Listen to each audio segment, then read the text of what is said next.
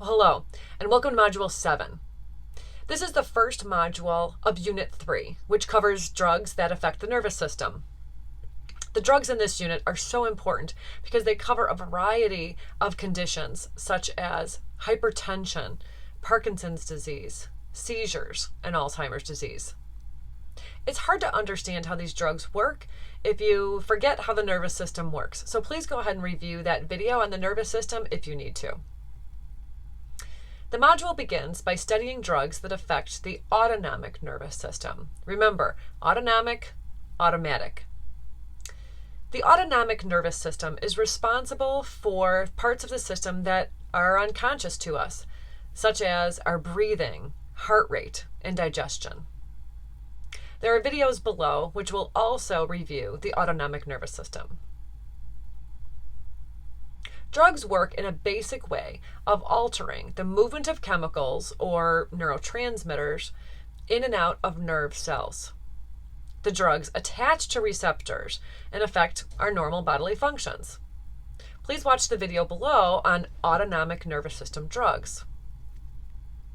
Drugs that impact the autonomic nervous system fall into two categories: cholinergic drugs and adrenergic drugs.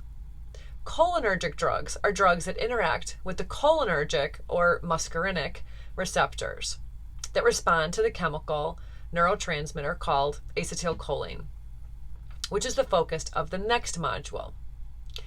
Adrenergic drugs are drugs that interact with adrenergic receptors, which are stimulated by the chemical neurotransmitter called adrenaline or epinephrine, which is the focus of this module. Even though this sounds complicated, try and keep it simple in your mind and think of the fight or flight response. Think back to a time that you were frightened, such as if a car swerves into your lane or if you need to give a speech. Your heart rate increases, your blood pressure goes up, you start to sweat, and that's the autonomic nervous system fight or flight. Well, there are medical conditions which also cause this autonomic nervous system stimulation, and there are drugs that can be given to counteract those responses. So drugs can modify such undesired autonomic nervous system responses to help the body respond in more positive ways. Drugs do this by interacting with specific cellular receptors. So the focus of this module is on drugs that react with the 4 different types of adrenergic receptors: alpha 1, alpha 2, beta 1, and beta 2.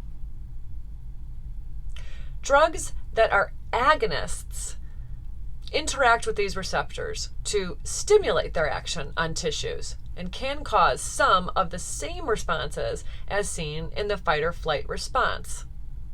There are also drugs called adrenergic antagonists, and think of the antagonist in a play or a book. Right? The antagonist goes against. So these are the drugs that inhibit the normal effect of receptor stimulation on target tissues to decrease the fight or flight response.